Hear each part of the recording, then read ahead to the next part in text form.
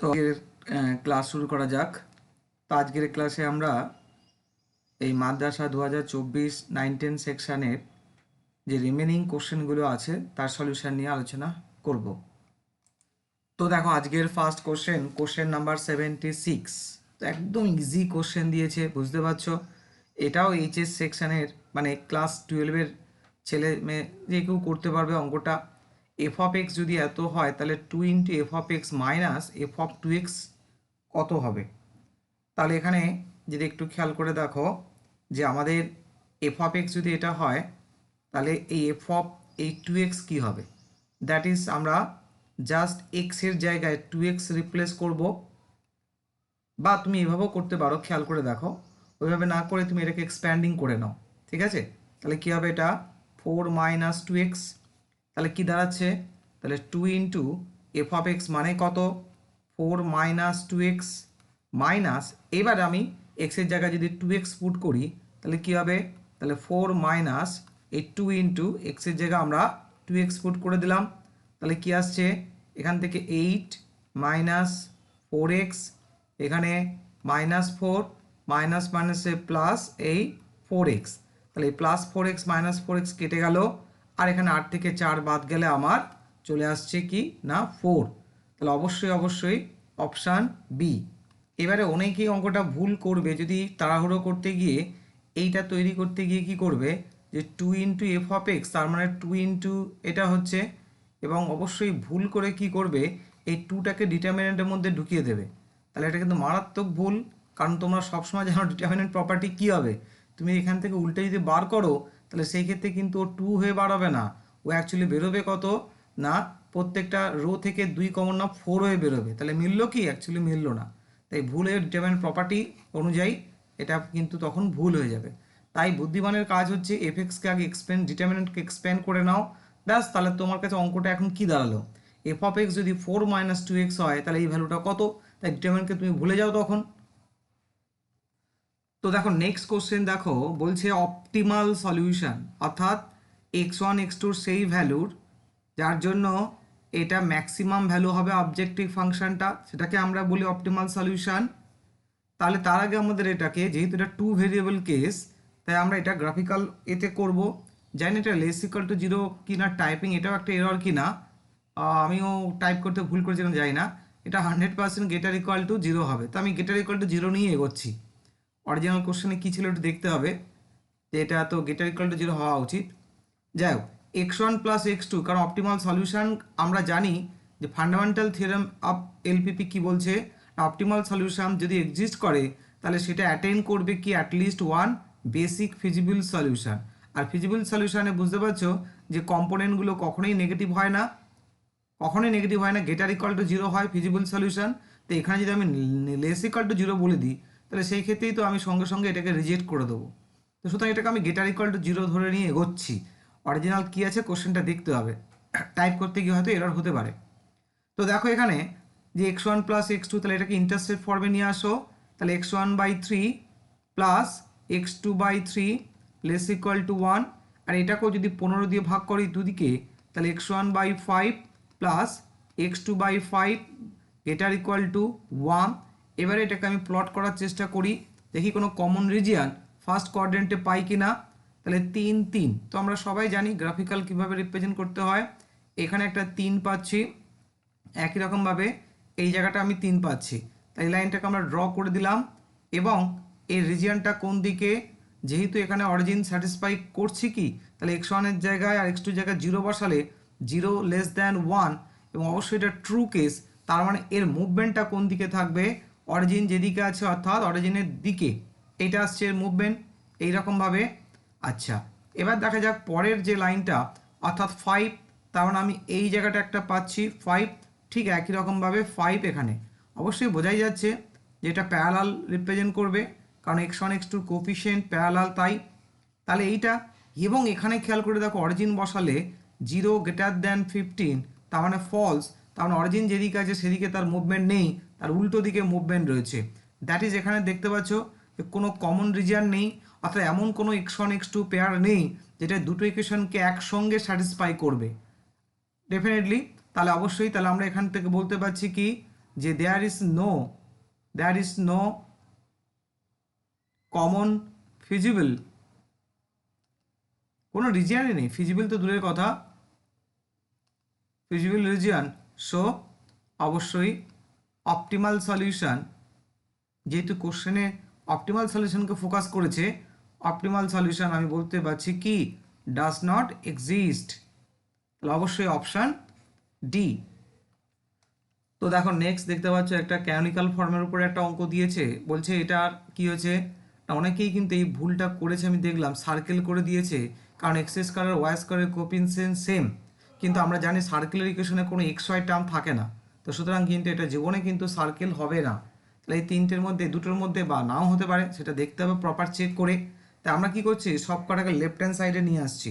তাহলে এটা কি হচ্ছে না 3x², তারপর 2xy, তারপর +3y², তারপর -4√2 ইন্টু এক্স আর -4√2 ইন্টু ওয়াই ইকুয়াল টু 0, কোনো কনস্ট্যান্ট টার্মটাও নেই। তাহলে এখানে আমরা কম্পেয়ার করলে পরিষ্কার বুঝতে পারছি আমরা এর মান কত 3, এইচ এর মান কত 1, বির মান কত 3, জির মান কত -2√2 আর এফ এর মানও আমার হচ্ছে এই -2√2। তাহলে ডিটা বার করি, ডি মানে আমরা জানি এ বি মাইনাস এই h², that is A B মানে হচ্ছে তোমার 9 - 1 দ্যাট ইজ 8, অর্থাৎ এটা গ্রেটার দেন 0। ওকে, এবারে আমরা কি করব না ডেল্টা বার করব। ডেল্টা বার করার যে ফর্মুলা এ এইচ জি, তাহলে সেই অনুযায়ী 3 1 -2√2, তারপর আমাদের এইচ বি এফ অর্থাৎ 1 3 -2√2, জি এফ সি দ্যাট ইজ -2√2 আর এটা 0। এবার এটাকে তুমি এক্সপ্যান্ডিং করো। তো আমরা যদি এখানে এটাকে থার্ড কলামের রেসপেক্ট এক্সপ্যান্ডিং করি, কারণ একটা 0 আছে, একটা ক্যালকুলেশন কম করতে হবে, তাই -2 এই √2 যে যেভাবে খুশি এক্সপ্যান্ডিং করতে পারে, -2√2 আমি পাচ্ছি এখানে +6√2, আর এখানটা মাইনাস হয় একটা প্লাস করে দিলাম 2√2 কোফ্যাক্টরের রুল অনুযায়ী। ডিটারমিনেন্টকে আমরা বিভিন্নভাবে এক্সপ্যান্ডিং করতে পারি 6 রকমভাবে, ফার্স্ট রো রেসপেক্টে, second row, third row, first column, second column, third column, যেটা খুশি, কিন্তু চিহ্নটা খেয়াল রাখতে হবে কোফ্যাক্টরের রেসপেক্টে। তাহলে +2√2 দেখা যাক কি আসতে চলেছে। তাহলে এখান থেকে আমরা দেখো যে এখানে ভেতরটা যদি ক্যালকুলেট করা যায় -2√2, ভেতরটা আমরা পাচ্ছি 4√2, আর এখানেও +√2 আর এই মাইনাস এই 4√2, অর্থাৎ -16 আর -16 -32, অর্থাৎ নট ইকুয়াল টু 0। তো আমরা জানি পুরো একদম চার্ট আমাদের ডেল্টা নট ইকুয়াল টু 0 এবং ডি পজিটিভ টুগেদার কি ইমপ্লাই করে সবার জানা আছে ইলিপস, কারণ ক্যানিক্যাল ফর্ম শিখছো, তো এইগুলো দিয়ে আমাদের পুরো একদম চার্ট তৈরি করা হয়েছিল এবং ছোট্ট ছোট্ট জিনিস, ডিপলি জিনিস আলোচনা করা হয়েছে, এটা বলার অপেক্ষা রাখে না এত। এবার সাধারণত আমরা বলেওছিলাম কিন্তু যদি দেখছো যে তোমার হাতে সময় নেই, তাহলে সেই ক্ষেত্রে ডেল্টা বার করাটাই তো একটু সময় চলে যায়, তো তুমি ডি দিয়ে অ্যান্সার করতে পারো কুইকলি, একটা চান্স নিতে পারো। এই ডি যদি পজিটিভ হয় তাহলে আমরা বলে দিই যে কি এটা ইলিপস হবে, আর ডি যদি নেগেটিভ হয় তাহলে হাইপারবোলা হবে, আর ডি যদি 0 হয় তাহলে সেই ক্ষেত্রে তুমি প্যারাবোলাটাকে চুজ করতে পারো। ঠিক আছে, প্যারাবোলাটাকে চুজ করতে পারো। তো সুতরাং ইলিপস আর হাইপারবোলাটাকে মোটামুটি যদি তুমি কাজ চালানোর জন্য করতে চাও, টাইম নেই কিন্তু অ্যান্সার করতে হবে, একদম হাতেই টাইম নেই, তো সেই ক্ষেত্রে ডি রেসপেক্টে তুমি অ্যান্সার করে আসাটা রিস্ক নিতে পারো।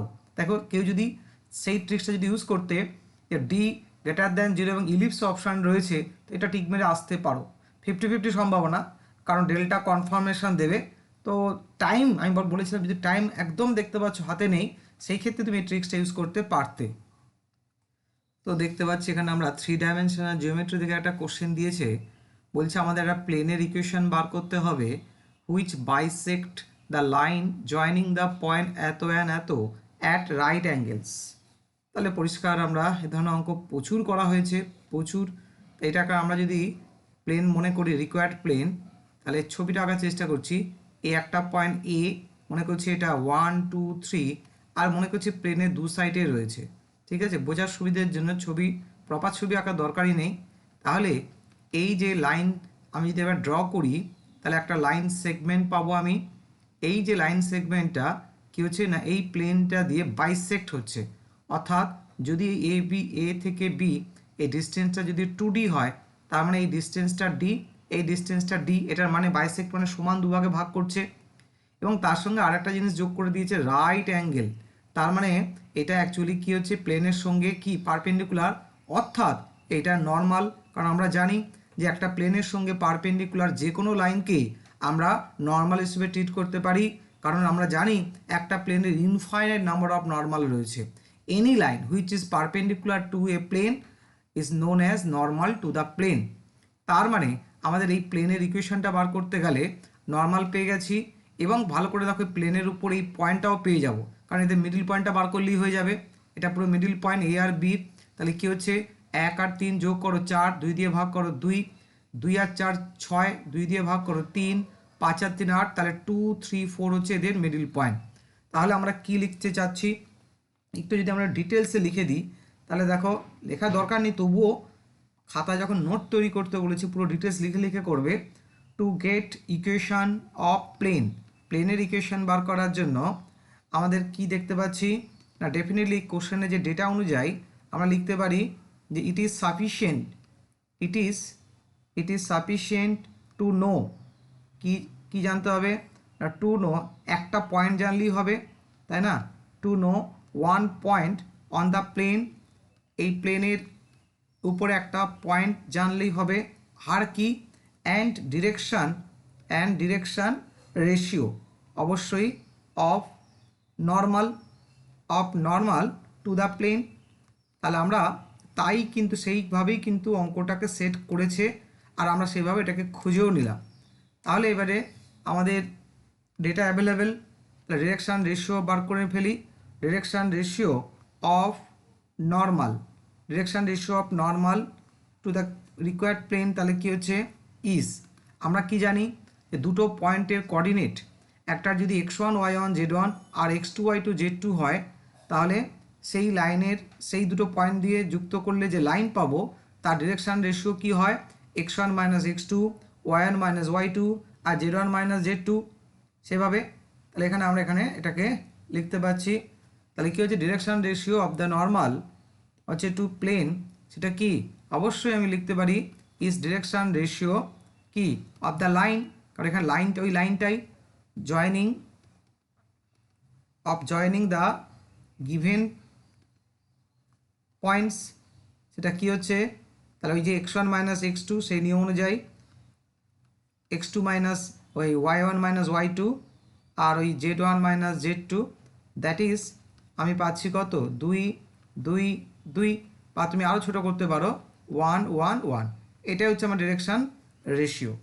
আর একটা পয়েন্ট দরকার, তাহলে সেই পয়েন্টটা হচ্ছে আমাদের ওই মিডল পয়েন্ট। তাহলে a point on plane is definitely কোশ্চেনের ডেটা অনুযায়ী সেটা মিড পয়েন্ট হচ্ছে অফ গিভেন পয়েন্টস, এবং সেটা কিভাবে পাওয়া যাচ্ছে ওই যে কোঅর্ডিনেট প্রথম কোঅর্ডিনেট দুটোর যোগফল বাই 2, দ্বিতীয় কোঅর্ডিনেট দুটোর যোগফল বাই 2 আর থার্ড কোঅর্ডিনেটসগুলোর যোগফল বাই 2, দ্যাট ইজ আমি পাচ্ছি এখানে 2 3 4।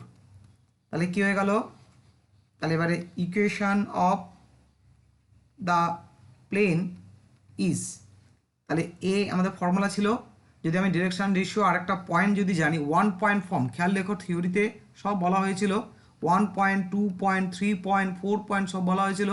1 পয়েন্ট ফর্ম কি বলা হয়েছিল না a into x minus x1 plus b into y minus y1 plus c into এই z minus z1 equal to 0। এটা 1 point form of plane equation, অর্থাৎ একটা পয়েন্ট তুমি জানো। আর এই এবিসিগুলোই কী হয় আমরা জানি যে কোনো প্লেনের এক্স ওয়াই জেডের কোফিশিয়েন্টটাই সেটা ডিটারমাইন করে তার ডিরেকশান রেশিও বা ডিরেকশান কোসাইনকে। তাই সেই অনুযায়ী তাহলে 2 ইন্টু তাহলে এক্স মাইনাস 2 না আমাদের 1 হয়ে গেছে, তাহলে 1 into x minus 2 plus 1 into 1 y minus 3 আর প্লাস 1 ইন্টু এই z minus 4 equal to 0, that is আমরা পাচ্ছি কি x plus y plus z, আর 4 3 7 2 9 ইকুয়াল টু 9। এবং দেখো এটা অপশান কোথায় আছে, অবশ্যই এত লেখার জন্য এত টাইম গেল, কিন্তু আমরা পরীক্ষার সময় তো আমরা এত টাইম দেবই না, জাস্ট একটু হালকা করে যদি সমস্যা হয় একটা স্কেচ ড্র করে নিতে পারো, কারণ 3 ডাইমেনশন একটা ইমাজিনারি কেস, তাই যাতে ভুল না হয় তো সেই ক্ষেত্রে ছবি এঁকে করা উচিত। তো দেখো নেক্সট কথাটা, নেক্সট কোশ্চেনটা, তার নাম্বার অফ ইউনিট এলিমেন্ট। তাহলে অবশ্যই ইউনিট এলিমেন্ট, অনেকেই কিন্তু এটাকে ভুল করবে, ইউনিট আবার আইডেন্টিটি হিসেবে পরিচয় দেবে। অ্যাকচুয়ালি না, যারা রিং ফিল্ড পড়েছো তারা অবশ্যই দেখেছো এই টার্মটা ইউনিট, ইউনিটি একটু আলাদা আলাদা নাম দেওয়া হয় কারণ জোড়া জোড়া থাকে বলে রিং ফিল্ড। তো আমরা এখানে ইউনিট কোনগুলোকে বলা হয় না, ইউনিট হচ্ছে আমাদের ইনভার্স এলিমেন্টগুলোকে, কারণ এখানে রিং বা ফিল্ডে দুটো অপারেশন ইউজ হয়, কিন্তু দুটো অপারেশন, একটা হচ্ছে প্লাস আর একটা হচ্ছে এই মাল্টিপ্লিকেশান। এই যে মাল্টিপ্লিকেশানের রেসপেক্টে যে ইনভার্স এলিমেন্টগুলো আছে, মাল্টিপ্লিকেশানের রেসপেক্টে যে ইনভার্স এলিমেন্টগুলো রয়েছে, সেই ইনভার্স এলিমেন্টগুলোকে আমরা অ্যাকচুয়ালি কি বলে থাকি, ইউনিট। এর থেকে আমরা পড়েছিলাম গ্রুপ অফ ইউনিটস। এবং যদি কোনো রিং বা ফিল্ডের যদি আমাদের যে রিংয়ের বিশেষ করে রিংয়েই বিশেষ আলোচনা করা হয়, কারণ রিংয়েই বেশি প্রপার্টি, রিংয়ের সমস্ত প্রপার্টি ফিল্ডেও অ্যাপ্লাই হয়, তাই রিংয়ের উপর আমরা গুরুত্ব দিয়েছিলাম যে রিংয়ের যদি এই ধরনের এই মাল্টিপ্লিকেশনের রেসপেক্টে যদি ইউনিটগুলো এবং তার সঙ্গে যদি ইউনিটি পেয়ে যায় মানে আইডেন্টিটি, তাহলে ওটা গ্রুপ অফ ইউনিটস হয়ে যায়। খেয়াল রাখবে, একটা গ্রুপ অফ ইউনিটস বলে আমরা একটা টার্ম কিন্তু পড়েছিলাম, এবং কারা কারা হয়, সব সেট হয় না। তো যাক অত ডিটেলস আমি যাচ্ছি না, তাহলে এইটুকু বলছি, এই যে Z10 যেটা এখানে কোশ্চেনের মধ্যে রয়েছে, তাহলে জেনারেল কেস হচ্ছে Z10 আমরা পড়েছিলাম ইন্টারন্যাচারাল নাম্বার। তাহলে তার যদি রিং বা ফিল্ড বলো, দুটো অপারেশন আসছে, এই যে মাল্টিপ্লিকেশনের রেসপেক্টে বা এই সেকেন্ড অপারেশনের রেসপেক্টে যে আমরা ইনভার্স এলিমেন্টগুলো পাই, সেগুলোকে আমরা অ্যাকচুয়ালি বলে থাকি কি ইউনিট। এবং এই Z10 ভেরি ইম্পর্টেন্ট একটা রেজাল্ট, এবং তার ইউনিট বার করার একটা ফর্মুলাও আমরা কিন্তু আলোচনা করেছিলাম। কি ফর্মুলা ছিল বলেছিলাম খেয়াল করে দেখো, এ বার, অর্থাৎ এর এলিমেন্টগুলো তো ওরকম 1 বার 2 বার 3 বার এরকম 0 বার থেকে 9 বার অবধি হয়, অর্থাৎ সেই সমস্ত এলিমেন্ট এই Z10 এর, আমি Z10 দিয়ে বলছি, সাজ দ্যাট কি হচ্ছে না জিসিডি অফ, খেয়াল রাখবে এ আর এন এর জিসিডি হচ্ছে 1 হয়, এটাই ফর্মুলা ছিল। তাহলে আমরা জানি যে খেয়াল করে দেখো Z10 এ কারা কারা রয়েছে, 0 বার 1 বার 2 বার 3 বার 4 বার 5 বার 6 বার 7 বার 8 বার, কারণ এগুলো একটা আলাদা সিগনিফিকেন্ট বার দেওয়ার কনগ্রুয়েন্সের কনসেপ্ট থেকে আসে এগুলো। তাহলে এবারে দেখতে হবে যে এই রিলেশনটা, অর্থাৎ এই কোন মেম্বারটার, তার মানে এন মানে কত, এখানে 10 সঙ্গে, অর্থাৎ এগুলোকে তুমি অ্যাজ এ নাম্বার হিসেবে এবার ট্রিট করো, জিসিডি 1 হচ্ছে। তাহলে দেখতে পাচ্ছ 10 সঙ্গে 0 তো কোনো আসবে না, তা 10 আর 1, তাহলে কি হচ্ছে ডেফিনেটলি 10 আর 1 এর জিসিডি কত 1, তাহলে এই 1টা এলো। 10 আর 2 এর জিসিডি তো 2 না, 10 আর 3 এর জিসিডি 1, তার মানে এই 3 এলো। 10 আর 4 এর জিসিডি তো 2 না, 10 আর 5 এর জিসিডি তো 5 হবে না, 10 আর 6 এর জিসিডি তো 2 হবে না, 10 আর 7 এর জিসিডি 1, তাহলে এটা আসছে 10 আর 8 এর জিসিডি তো 2 হবে না, 10 আর 9 এর জিসিডি 1, তার মানে বুঝতে পারছো কারা কারা ইউনিটস, সেটা হচ্ছে এই যে 1 বার, এই হচ্ছে 3 বার, আর হচ্ছে এই 7 বার, আর হচ্ছে 9 বার।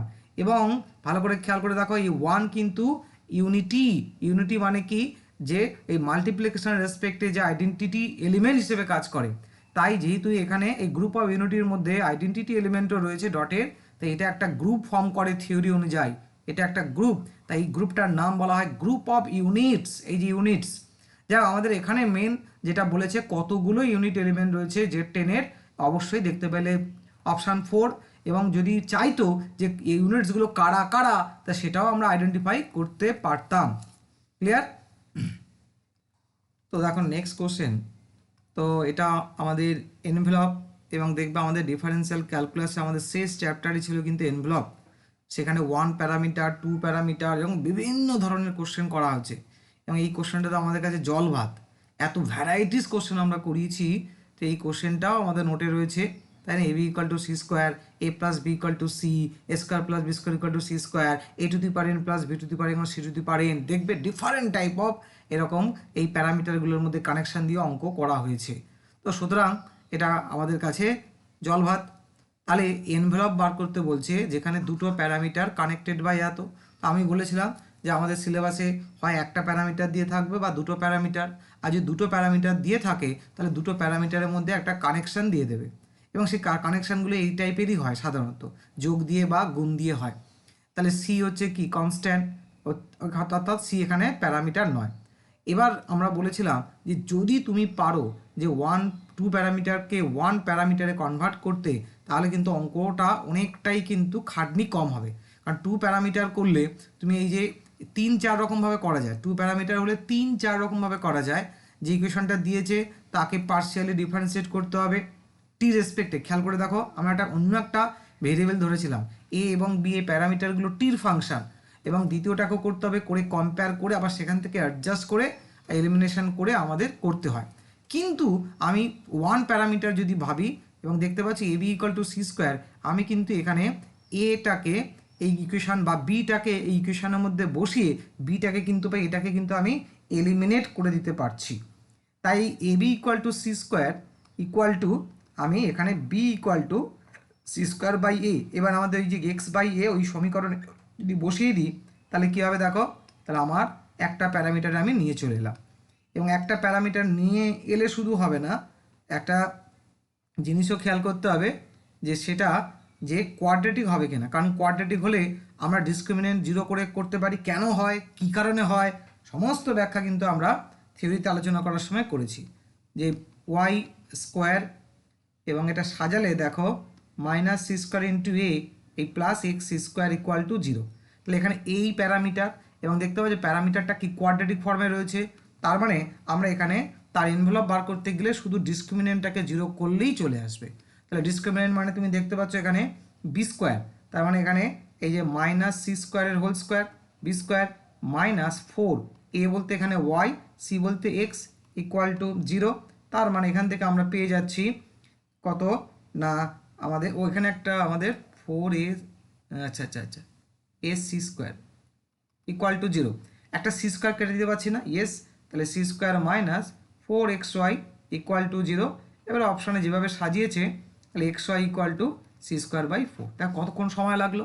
কেউ যদি এটাকে ডবল প্যারামিটার আছে বলে ডবল প্যারামিটার রুলেই করতো, তাহলে কিন্তু তার এখনও অঙ্ক চলতো, তাহলে 3-4টে তাকে স্টেপ ফলো করতে হতো। জাস্ট আমি একটু দেখে নিলাম যে হ্যাঁ একটা প্যারামিটারকে এলিমিনেট করা যাচ্ছে, এবং যাওয়ার পরেও যে নতুন ইকুয়েশনটা তৈরি হলো এলিমিনেট করার পর, সেটা ওই প্যারামিটারের কোয়াড্রেটিক, তখনই আমরা কি করতে পারি, তার ডিসক্রিমিনেন্ট জিরো করতে পারি। আর যদি কোয়াড্রেটিক না হতো তার জন্য আমাদের আলাদা রুল ছিল। তাহলে অপশান বি এখানে। দেখো আমি আমার নোটটা একটু দেখাই, দেখো কোথায় অঙ্কটা ছিল, একটু ভালো করে দেখো। আমরা টাইপ 2তে এই ধরনের আলোচনা করেছিলাম, দেখতে পাচ্ছ এই দেখো প্রথম অঙ্কটা 53, এই যে a plus b equal to c দেখতে পাচ্ছ। তারপরে দেখো আবার একটু কায়দা করেছে, এর তলে একটা ভ্যালু দিয়ে এরকম করেছে। এই দেখো 55 নম্বর কোশ্চেন, আর দেখতে পাচ্ছ অপশান 4 যেটা এসছে সেটা এরকম এ বি ইকুয়াল টু 9 হতে পারে। তারপর দেখো এখানে এই এ বি ইকুয়াল টু 12 হতে পারে, 57 দেখো, 58 দেখো a square b square equal to 9, 59 দেখো square plus b square equal to 4, দেখো 60 দেখো জেনারেল কোশ্চেন, এই যে a to the power n plus b to the power n equal to c to the power N.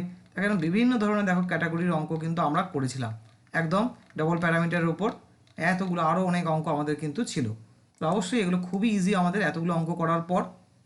তো দেখো next দেখো একটা ভেক্টরের উপর কোশ্চেন দিয়েছে, a vector, b vector, c vector, তিনটে ভেক্টর দিয়েছে। এরিয়া অফ প্যারাগ্রাম বার করতে বলছে, যার ডায়াগনালগুলো বলছে এটা এটা। তাহলে আমরা আগে এ প্লাস বি আর বি প্লাস সিটাকে, এই বি প্লাস সি বার করে নাও। তাহলে আমি ডায়াগোনাল D1 নাম দিচ্ছি প্রথমটার, অর্থাৎ এই a vector plus b vector. তাহলে দেখো যোগ করে আমরা পাচ্ছি এ ভেক্টর আর বি ভেক্টর যোগ করে আমরা পাচ্ছি দেখো আই ক্যাপ আর এ আর বি মাইনাস, হ্যাঁ -3 জে ক্যাপ, আর কে ক্যাপ তো কেটে গেল। আর দ্বিতীয় ডায়াগোনালটা হচ্ছে আমার এই b vector plus c vector, that is minus i cap plus 2 j cap. তাহলে এবার আমরা জানি যে এরিয়া অফ প্যারালেলোগ্রাম, তাহলে কি হচ্ছে হাফ, আর এই D1 D2, খেয়াল রাখবে এখানে দুটো ডিটারমিনেন্ট অ্যাকচুয়ালি দিচ্ছি আমি, কারণটা পরিষ্কার, এটা তো রুল অনুযায়ী হচ্ছে, আবার ওটা একটা তো ভেক্টর কোয়ান্টিটি আসবে, তো সেই কারণে তাহলে I cap J cap K cap যাতে নেগেটিভ না আসে ওইটাকে 1 -3 0 আর -1 2 0, এখান থেকে যেটা আসবে তা আবার ডিটারমিনেন্ট আসবে কিন্তু, তাই আলাদা করে বার করে নিয়ে তারপরে এরিয়া হিসেবে লিখতে পারো, কোনো অসুবিধা নেই। তাহলে হাফ, তাহলে এখানে আমরা যদি থার্ড কলামের রেসপেক্টে করি একবারই করতে হবে, কারণ দুটো জিরো ওখানে বসে আছে, কে ক্যাপ 2 -3, একটা নেগেটিভ আসছিল, তাহলে হাফ, তাহলে মাইনাস কে ক্যাপ, আর কে ক্যাপ তো ইউনিট ভেক্টর, তাহলে magnitude 1, that is half square unit, আমাদের উত্তর হওয়া উচিত অপশান এ, এটা প্রত্যেকেরই হয়েছে। তো দেখো আমি বারবার বলেছিলাম যে র্যাঙ্ক কিন্তু 3/3 পরেও কিন্তু দিতে পারে, তাই আমার নোটে 3/3 তো আছেই, 3/4 অর্ডারের আছে, 4/3 অর্ডারের আছে, 4/4 অর্ডারেরও আছে বিভিন্ন ধরনের। আর যখনই বলেছিলাম যখনই 3/3কে টপকে যাবে তখনই তুমি এলিমেন্টারি মেথডে র্যাঙ্ক বার করবে, ডিটারমিনেন্ট মেথডে কিন্তু সমস্যা হতে পারে। যদি র্যাঙ্ক 2 হয় তাহলে তুমি প্রত্যেকটা 3/3 ডিটারমিনেন্ট জিরো কিনা সেটা চেক করতে হবে। এই লজিকেই বলেছিলাম 3/3 হলে ওকে ডিটারমিনেন্ট মেথড করো, কিন্তু যদি তার বেশি অর্ডারের হয় এরকম পসিবল অর্ডার, সেক্ষেত্রে আমরা মাইনর মেথডটি অ্যাপ্লাই করব। তাহলে এর উপর আমরা যদি এলিমেন্টারি মেথড অ্যাপ্লাই করি, তাহলে আমরা জানি এলিমেন্টারি মেথড সবাই র্যাঙ্ক বার করার জন্য, তাহলে এই যে তলার এই দুটোকে জিরো করতে হবে, আমি অত ডিটেলস বলছি না।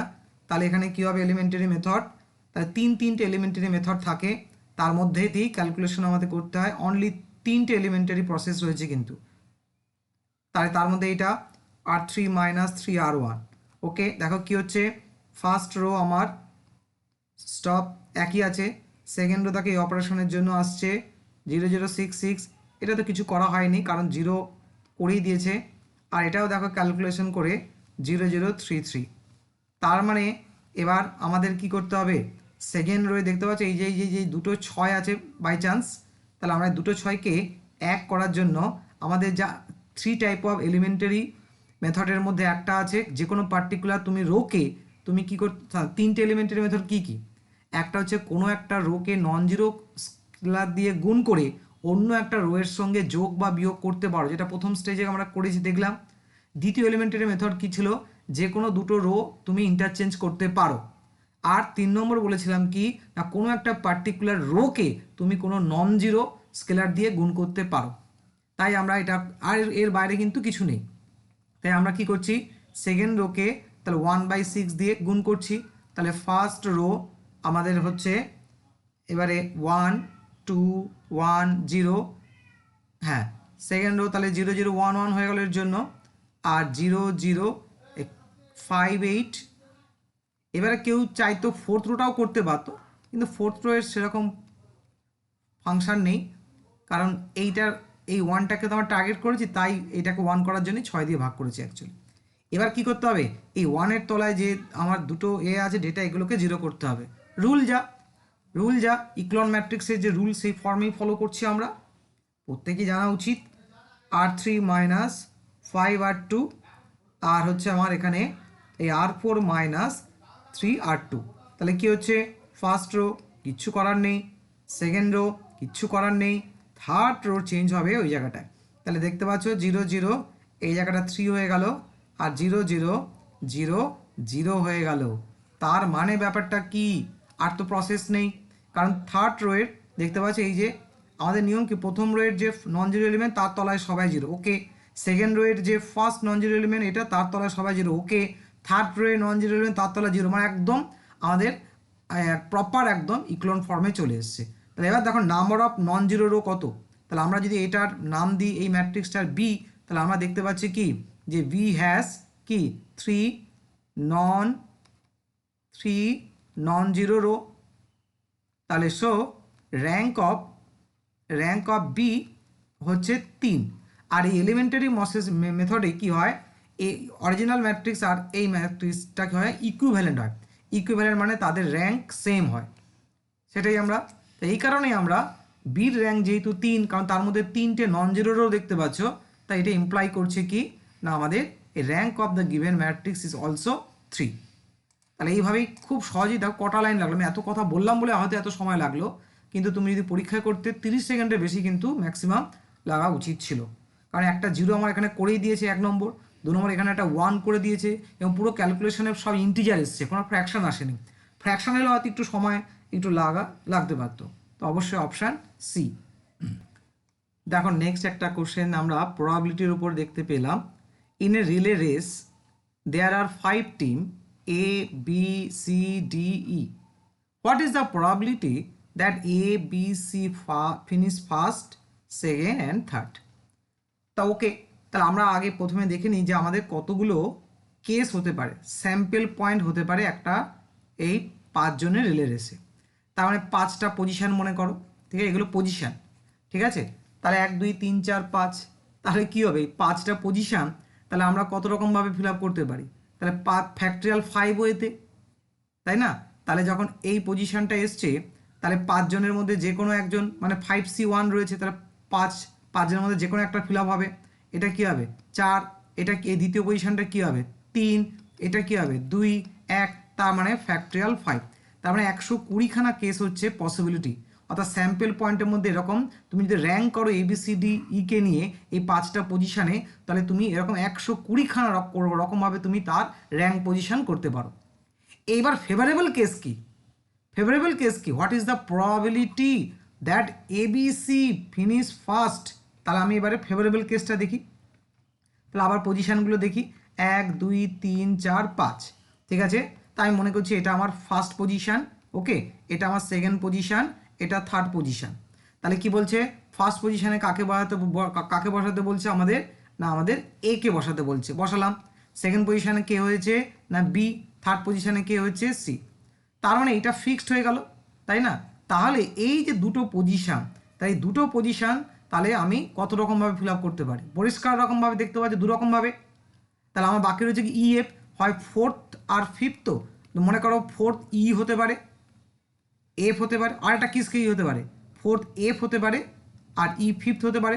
এই দুটোই হচ্ছে অ্যাকচুয়ালি তাহলে ফেভারেবল কেস। তাহলে তুমি দেখো কি কি হলো পজিশান, একটা হলো EABCFE, আর একটা ABCEF, তার মানে এখানে 2খানা হচ্ছে আমার ফেভারেবল কেস। তাহলে 102 আর 2, বুঝতে পারছো, 2/120 1/60, নিশ্চয়ই বোঝা গেল।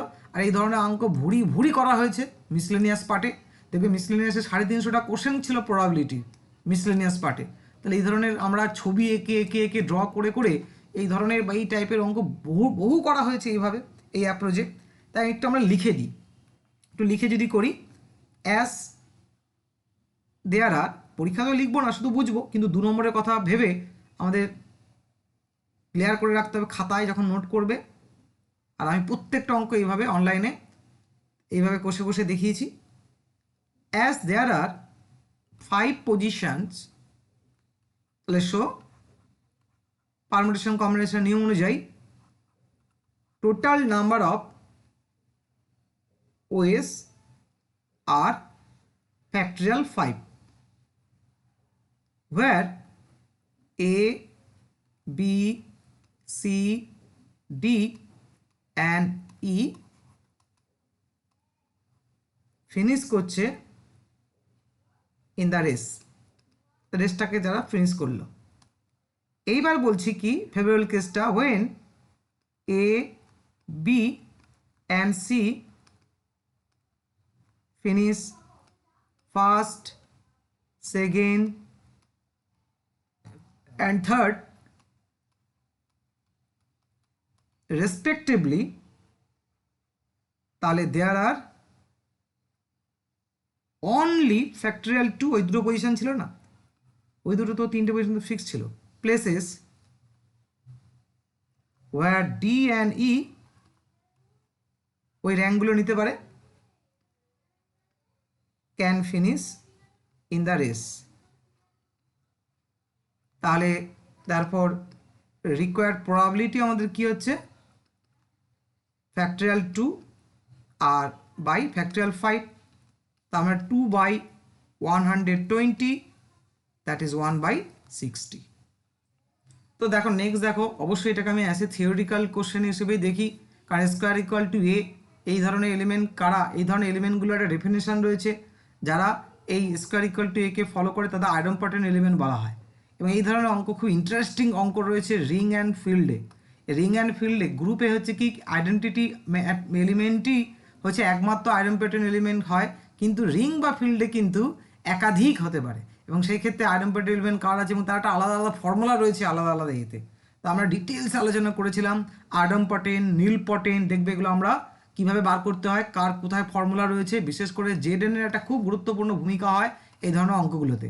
তো যাক, এখানে গ্রুপ বলেছে, দেখা মাত্রই বলবে 1, যদি বলে কে আইডেন্টিটি, খুব সহজেই প্রমাণ করা যায়, কারণ স্কোয়ার ইকুয়াল টু এ, তাহলে তুমি a compose a equal to a compose e, যেহেতু গ্রুপ তার লেফট ক্যান্সেলেশন ল ফলো করলে এ ইকুয়াল টু ই, খুব সহজেই তুমি দেখাতে পারছো, এখানে কিচ্ছু বলার নেই। কিন্তু যদি অঙ্কটা টুইস্ট করতো, আরেকটুকু যদি ডেভেলপ করতো, রিং বা ফিল্ডের ওপর দিত, তাহলে দেখা যেত যে বললো যে 10-এর, ঠিক আছে, আইডেম্পটেন্ট এলিমেন্টগুলো কারা কারা বার করো, তখন কিন্তু একাধিক হতো, তখন ফর্মুলা ছিল, সেই ফর্মুলা দিয়ে খুব সহজে আমরা কিন্তু ঠিক করতে পারতাম। শুধু আইডেম্পটেন্ট না, নীলপটেন্টও বলে একটা অঙ্ক, এই ধরনের অঙ্ক কিন্তু ছিল। তো দেখো নেক্সট দেখো, যে এটা সত্যি এই লেভেলের কোশ্চেন এগুলো দেওয়া উচিত নয়, তাই দিয়েছে, ভালোই হয়েছে, খুব সহজেই করতে পেরেছে সবাই। এখানে খেয়াল করে দেখো, if one of the zero of the quadratic polynomial. তো অনেকে কি জিরো নিয়ে সমস্যা হচ্ছে, জিরো আবার কি? জিরো বলতে অ্যাকচুয়ালি কি বোঝায়, যে মনে করো আমি একটা পলিনোমিয়াল চুজ করছি, একটু ছোট করে বলে দিই, পলিনোমিয়াল, ঠিক আছে, মনে করো যে আমি a x square plus b x plus c হচ্ছে এটা পলিনোমিয়াল, আর আমি এদিকে লিখছি এই পলিনোমিয়াল ইকুয়েশান, অর্থাৎ ডান দিকটা আমি কি করছি, একটা জিরো বলে দিলাম, তার লেফট হ্যান্ড সাইডটা হলো পলিনোমিয়াল, আর এটা হয়ে গেল পলিনোমিয়াল ইকুয়েশান। এবার তুমি দেখতে পেলে একটা আলফা, একটা নাম্বার আলফা কি হচ্ছে না, দেখলে তুমি এই এক্সের জায়গায় আমি যদি আলফা পুট করি, a alpha plus b alpha plus c equal to দেখা গেল জিরো হয়ে গেল, তখন আমরা আলফাটাকে কি বলি না, alpha is a zero of the polynomial. বোঝা গেল, এইভাবে ভাষা হয়। আর এই ক্ষেত্রে সেম, তাহলে a alpha square plus b alpha, অর্থাৎ যখন ইকুয়েশন হিসেবে ট্রিট করবে, তখন ওটাকে আলফাটাকে জিরো বলা হয় না, তখন বলা হয় কি আলফা ইজ এ রুট। তাহলে এই হচ্ছে অ্যাকচুয়ালি ডিফারেন্স, ঠিক আছে, জিরো আর রুটের মধ্যে। তাহলে জিরো কখন বলা হয়, রুটের মতোই কাজ করছে, যখন পলিনোমিয়াল হিসেবে আমি পলিনোমিয়ালকে যে স্যাটিসফাই করছে সেটাই জিরো, আর যে ইকুয়েশনকে স্যাটিসফাই করছে সেই হচ্ছে অ্যাকচুয়ালি কি রুট। তাই এই কারণে জিরো টার্মটা ওরা এখানে ইউজ করেছে। If one of the zero of the quadratic polynomial is -3, তার মানে বুঝতেই পারছো, তার মানে এটা হচ্ছে জিরো, তার মানে তুমি যদি এখানে পুট করো তাহলে কি হবে না, তোমার কি হবে, এটা জিরো হবে, তখন বলছে কে এর মান বার করো, অর্থাৎ এইটাই টেস্ট করতে চাইছে যে তুমি জিরো মানে কি বোঝো অ্যাকচুয়ালি, এটাই হয়তো তোমার থেকে টেস্ট করতে চেয়েছে, এটাই তোমার থেকে ওরা ইন্টারেস্ট দেখিয়েছে, এই টার্মটা ওরা জানে কিনা একটু চেক করা যাক, আমার যেটুকু মনে হলো। তাহলে তুমি বসিয়ে দাও, তাহলে যেহেতু জিরো, তাহলে আমি এক্সকে বসালে এটা অবশ্যই তাহলে ইকুয়াল টু জিরো হবে, তাহলে -3² মানে এখানে 9 পাচ্ছ, আর মাইনাস তোমার আসছে কি 3k plus 1 equal to zero, তার মানে এখানে তুমি পাচ্ছ 9k মাইনাস 3k মানে 6k, -9 plus 9 -8 equal to zero, তাহলে k ইকুয়াল টু 8/6, তাহলে 4/3, দ্যাট ইজ অপশান সি। তো দেখো নেক্সট কোশ্চেন দেখো, তো এটা কি বলি আর, এটা জেনারেল অঙ্ক হিসেবে নেব আমরা।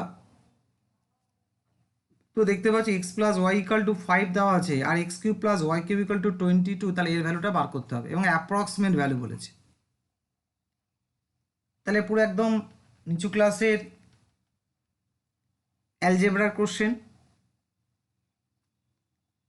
তাহলে আমরা বিভিন্নভাবে ভাবতে পারি, আমি ভাবছি যেভাবে,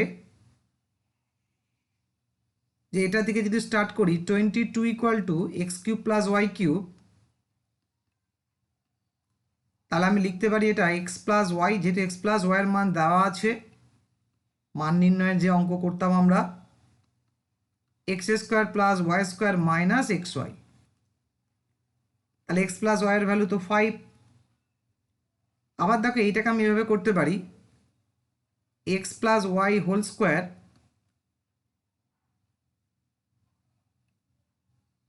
minus x y minus 3xy। তাহলে আবার বসিয়ে দাও, তার মানে এখানে 25 মাইনাস 3xy। তাহলে আমি এখান থেকে অ্যাকচুয়ালি xyটাকে ক্যালকুলেট করতে পারবো। তাহলে 125 মাইনাস 15 xy। তাহলে xy কত আসছে? তাহলে 125 আর এদিকে 22 মানে 103 বাই 15। এটা মোটামুটি কত হবে? তো দেখে নাও, আমরা জানি 6 15 90 আর 7 15 105, তার মানে মোটামুটি 7-এর কাছে দেখো, তাই না? 15 ইন্টু 7 103 105 অ্যাপ্রক্সিমেট না? আর যদি এমনি করো তাহলে 6 পয়েন্ট সামথিং হবে, 9 হতে পারে, 8 9। তো আমরা অ্যাপ্রক্সিমেট তাহলে কনসিডার করছি 7, যেহেতু ইন্টিজার অপশান এসছে। তাহলে এক্স ওয়াইয়ের ভ্যালু আমরা 7 নিয়ে এগোই। এবারে x4 প্লাস y4, তো দেখো এটাকে x cube plus y cube আর এক্স প্লাস ওয়াই, আমাদের কাছে এখন 3টে মান জানা আছে। একটা হচ্ছে x cube plus y cube যেটা 22, এক্স প্লাস ওয়াই যেটা 5, আর এখন যেটা এক্স ওয়াই পেলাম অ্যাপ্রক্সিমেট ভ্যালু পেলাম 7। এবারে x to the power 4 plus y to the power 4 আমি এভাবে পেতে পারি না? দেখো, যদি এক্স কিউব প্লাস ওয়াই কিউবের সঙ্গে যদি আমি এক্স প্লাস ওয়াইয়ের গুণ করি, তাহলে এখান থেকে একটা টার্ম তো ক্রিয়েট হবে। তাহলে কী টার্ম হচ্ছে? দেখো, x to the power 4 plus y to the power 4, আর বাকি টার্মগুলো হচ্ছে একটা তো এক্স কিউব ওয়াই, একটা ওয়াই কিউব এক্স। তাহলে এক্স ওয়াই যদি কমন নাও, তাহলে দেখতে পাচ্ছি x square plus y square. তাহলে আমার এই টার্মটার ভ্যালু দরকার, এবং দেখো আশেপাশের আমরা ভ্যালুগুলো মোটামুটি বার করে নিতে পারবো। তাহলে এবার এর ভ্যালুটা আমার দেওয়া ছিল কত? 22.5, আর এটা আপাতত রইল x to the power 4 plus y to the power 4, মান একসঙ্গে বসাবো। তাহলে একটু আগে আমরা বার করলাম যেভাবে, x square plus y square, অর্থাৎ এই এক্স প্লাস ওয়াইয়ের হোল স্কোয়ার মাইনাস 2xy। তাহলে এখানে আমার আসছে কত? 110 x to the power 4 plus y to the power 4। তাহলে আমরা এবারে যদি মান বসাই, এক্স ওয়াইয়ের অ্যাপ্রক্সিমেট ভ্যালু 7, 5 ছিল তো 25, মাইনাস, তার মানে আমার এখানে 14 আসছে অ্যাপ্রক্সিমেট হিসেবে।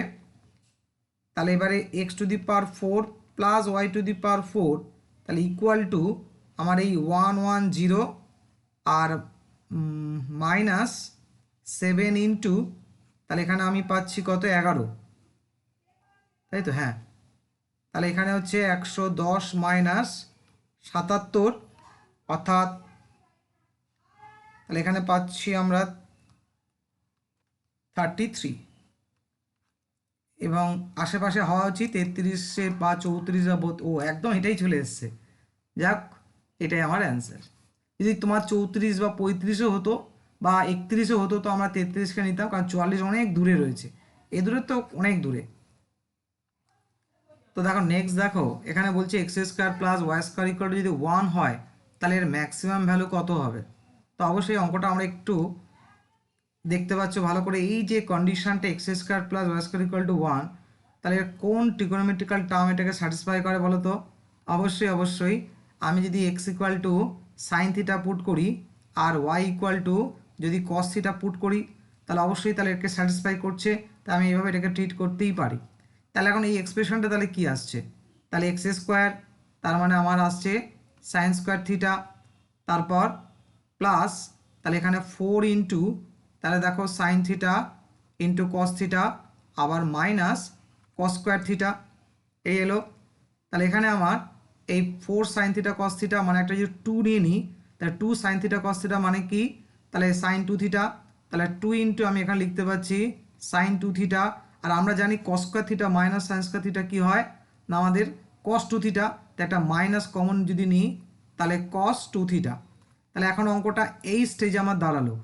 এইবার আমরা যখন ম্যাক্সিমাম মিনিমাম চ্যাপ্টারে পড়িয়েছিলাম, বা আমরা অ্যাসের রেজাল্ট এটাকে মনেও রাখতে বলেছিলাম, যে কি না, যদি এই যে উই নো, আমি লিখে দিচ্ছি এখানে, উই নো দ্যাট, খুব সহজেও প্রমাণ করা যায়, উই নো দ্যাট দ্য, আচ্ছা ওই বাদ দাও, তাহলে আমি এই যে টার্ম লিখছি, এ সাইন থিটা প্লাস থাক বা মাইনাস থাক, যাই থাক না কেন, এই বি কস থিটা এটা লেস ইকুয়াল টু কী হয়, এটা আমাদের রেঞ্জ বার করার সময়ও কিন্তু আমরা এই রেজাল্টটা ইউজ করেছিলাম। এই যে এখানটা মাইনাস আর এখানে হচ্ছে রুট ওভার এত। নিশ্চয়ই মনে পড়ছে কীভাবে করেছিলাম, এইটাকে পুরোটা ট্রিগোনোমেট্রিক্যাল ওয়েতে নিয়ে এসেছিলাম, তারপরে -1 আর +1 মধ্যে বিলং করে, সেভাবে আমরা খুব সহজেই এটাকে কনভার্ট করতে পারি। তাহলে এটাকে আমরা এই ম্যাক্সিমাম মিনিমাম চ্যাপ্টারে শিখেছিলাম, কিন্তু এটা আমরা বিভিন্ন ফিল্ডে ইউজ করতে পারি। যেমন এখানে অ্যাপ্লাই হচ্ছে, যেমন আমরা রেঞ্জ বার করার সময়, ফাংশনের রেঞ্জ বার করার সময়, ডোমেন রেঞ্জ পড়ার সময় এই ধরনের অঙ্ক দেখেছিলাম, তখন এর হেল্প নিয়েছিলাম। প্রমাণ তো খুব সহজেই করা যায়। তুমি এ ইকুয়াল টু একটা ধরে নাও না, আর মনে করো তুমি কস আলফা ধরে নাও, ঠিক আছে, আর বি ইকুয়াল টু আর তুমি ধরে নাও সাইন আলফা। তাহলে এখানে বসালে কি হবে, তাহলে এখানে দেখতে পাচ্ছ আর এর মানটা কি হচ্ছে, এই যে root over a square plus b square চলে আসছে, তাই না? আর এইটা পুরোটা একটা তোমার কি ফর্মে চলে আসছে, এই পুরোটা তোমার দেখে নাও আর সাইন এই থিটা প্লাস হলে প্লাস মাইনাস হলে মাইনাস এরকম হবে, এরকম ফর্মে চলে আসছে। আর আমরা জানি যে এই সাইনের যেটা তার যে রেঞ্জ সেটা -1 থেকে কি +1 মধ্যে বিলং করে। আর যদি এটা পজিটিভ কোয়ান্টিটি আর দিয়ে গুণ করো তাহলে -r, তাহলে আর এইভাবে আমরা করেছিলাম। আর এর মানটা বসিয়ে দাও, আর এর মানটা বসিয়ে দিলেই বুঝতে পারছো। তাহলে এবার তোমার কাছে পরিষ্কার হয়ে গেল।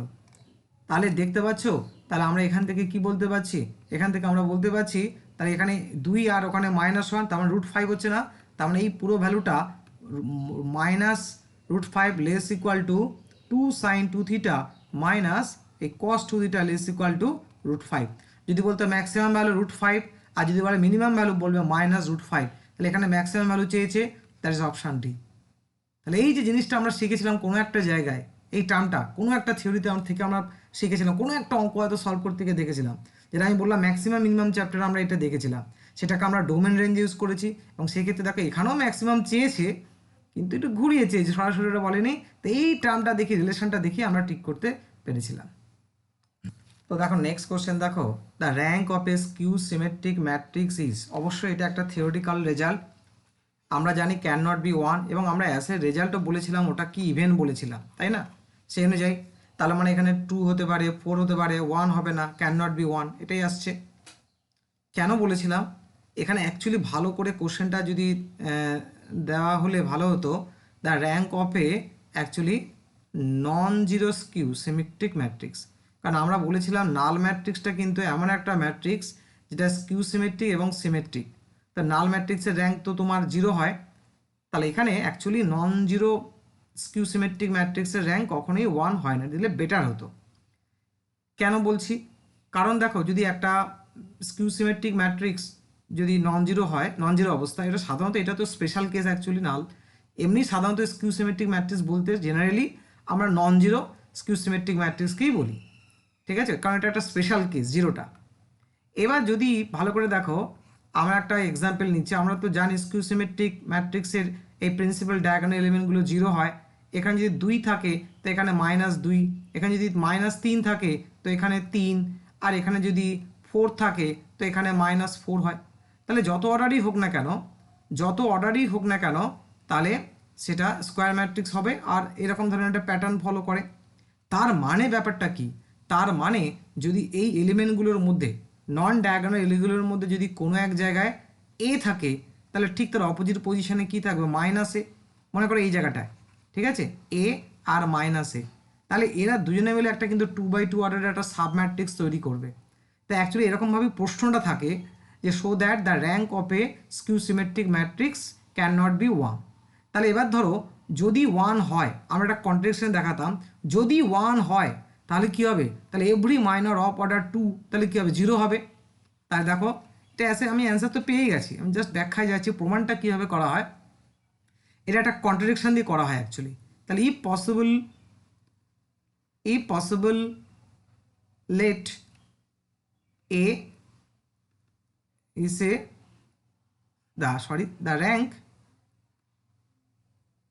the rank of a skew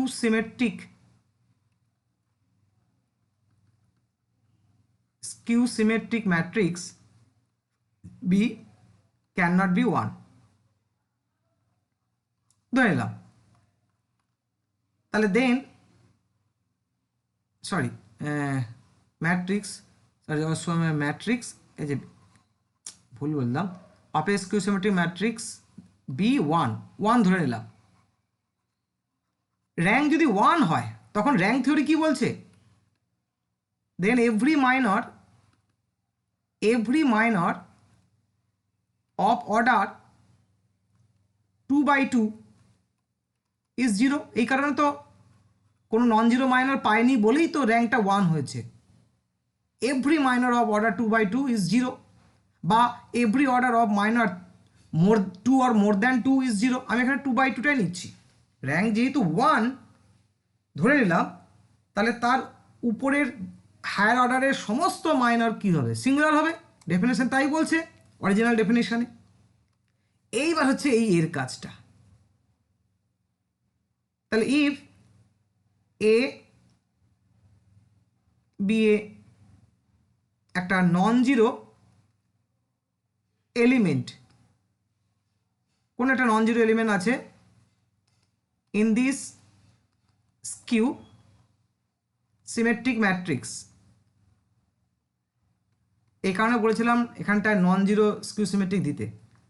if a be a non zero element in this skew symmetric matrix, কোনো একটা পজিশনে আছে, মনে করো এখানে আছে, মনে করো এই পজিশনে, তাহলে এখানে এটা থাকবে এখানে। তাহলে ভালো করে দেখো, দেখতে পাচ্ছ এটার এই যে গোলগুলো এটাকে 2/2 সাব ম্যাট্রিক্স তৈরি করবে না? তাহলে then we get a 2/2 sub matrix, ওই যে 0 a -a 0, এবং এটা কি পাচ্ছি, তাকে স্কোয়ার, তার মানে নট ইকুয়াল টু 0, কারণ এ নন জিরো এলিমেন্ট, এই যে এ হচ্ছে নন জিরো এলিমেন্ট। তার মানে কি হয়ে গেল, র্যাঙ্ক যদি সত্যি 1 হয় তাহলে এভরি মাইনর অফ অর্ডার 2/2 কী হবে, ডেফিনেশন যে 0 হবে। তাহলে এটা কন্ট্রাডিকশন দিচ্ছে। তাহলে হুইচ গিভস এ কন্ট্রাডিকশন। তার মানে আমি বলতে পারছি কি, আমাদের কনক্লুশন কি, যে র্যাঙ্ক ক্যান নট বি 1। এবং ইন জেনারেল আমরা শিখেছিলাম স্কিউ সিমেট্রিক ম্যাট্রিক্সের র্যাঙ্ক অলওয়েজ ইভেন হয়। এইভাবে অ্যাকচুয়ালি থিওরিটিক্যালি প্রমাণ করা হয়। এটা একদম থিওরি, আর আমাদের নোটে একদম বড় করে লেখা আছে। তো দেখো নেক্সট কোশ্চেন, তো বুঝতেই পারছো এটা স্টেটমেন্ট, ডি ময়বার্স থিওরেমের স্টেটমেন্ট। কি বলা ছিল, দুটো পয়েন্ট ছিল।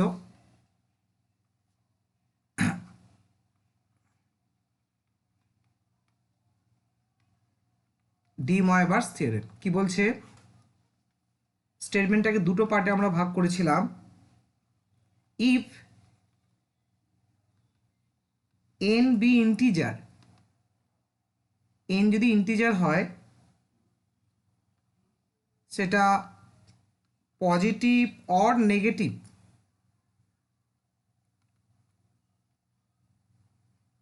The value of a cos theta plus I sin theta whole to the power n is মানে ইকুয়াল টু, কিন্তু এর ভ্যালুটা হচ্ছে এটা, মানে একটাই ভ্যালু পাওয়া যায় যদি ইন্টিজার হয়, পজিটিভ বা নেগেটিভ। আর 2 নম্বর ছিল কি, if n be a fraction, অবশ্যই প্রপার ফ্র্যাকশন, 3/1 নয়, ওটা তো ইন্টিজারের মধ্যে পড়ে যাবে, এবং সে ফ্র্যাকশনটা মানে p/q টাইপের ছিল, পজিটিভ আর নেগেটিভও হতে পারে, -2/3, 3/4 এরকম টাইপের নেগেটিভ। তখন স্টেটমেন্টটা কি বলা হয়েছিল, দেন এর একাধিক ভ্যালু আছে, তার মধ্যে ওটা একটা ভ্যালু, তাই দেন one of the values of cos theta plus I sin theta whole to the power n, এর একাধিক ভ্যালুগুলোর মধ্যে একটা ভ্যালু হচ্ছে এইটা, is cos n theta plus I sin n theta। তাহলে এবার এই স্টেটমেন্টের ভাষা অনুযায়ী দেখো শুরুতে কি লিখেছে, এটা সমান এত, হোল্ডস অনলি হোয়েন, এটা অলওয়েজ ট্রু হবে যখন অবশ্যই পজিটিভ ইন্টিজারের জন্য, নেগেটিভ ইন্টিজারের জন্য, আর এইটাই ইন্টিজার এবং এক্সটা এই অ্যাঙ্গেলটা কিন্তু রিয়েল হয়। হ্যাঁ, অ্যাঙ্গেলটা থিটাটা যেটা, এটা একটা রিয়েল কোয়ান্টিটি। অবশ্য অপশান ডি। পজিটিভ ইন্টিজারের জন্য হবে, নেগেটিভের জন্য হবে, ঠিক আছে। এটা অনলি বলেছে, মানে আর অন্য কোনো ভ্যালুর জন্য নয়। এই কথাটা অনলি মানে কেবলমাত্র এই একটা কেসেই। তাহলে আমি একটু আগে কী শিখলাম, এই একটাই ভ্যালু পাওয়া যায় যখন পজিটিভ বা নেগেটিভ, আর যখন র্যাশনাল হয় বা প্রপার ফ্র্যাকশন হয় তখন ওর একাধিক ভ্যালু, মানে আরও অন্য ভ্যালুও হতে পারে। সেটা আমরা জানি কীভাবে বার করতে হয়, তাই না? এটা 2n পাই যোগ করতে হয়, এনটা 0 ± 1 বা 0 1 2 3 অবধি করতে হয়, করে সেগুলো আমরা কমপ্লেক্স আমরা ডিটেলসে দেখেছি। অনলি বলতে কেবলমাত্র এরকম একখানাই কেস পাবো, এটাই বলতো অনলি ওয়ান ইউনিক কেস। এই কারণে আমরা বুঝলাম এটা র্যাশনাল নয়, মানে প্রপার ফ্র্যাকশন এর মধ্যে ঢুকে রয়েছে। তাহলে এটা ইন্টিজারের case. Positive integer, negative integer হতে পারে, কিন্তু এটা তো এদের দুজনের কম্বাইন্ড কেস। ইন্টিজার বলা মানেই তো পজিটিভ নেগেটিভের মধ্যে ইনক্লুড হয়ে গেল, তো এটা সুপার কেস। আর এই এ আর বিও কিন্তু হবে, কিন্তু ওগুলো সাব কেস। পজিটিভের জন্য হবে, নেগেটিভের জন্য হবে, তা দুজনের জন্যই হবে। তাহলে অবশ্যই আমাদের অপশান ডি চুজ করা উচিত। তো যাই হোক, এইভাবে আমি যেটা বলেছিলাম তোমাদের 6টা লেকচারে 15টা করে 90টা কোশ্চেন আমরা সলভ করলাম। থ্যাংক ইউ দেখার জন্য।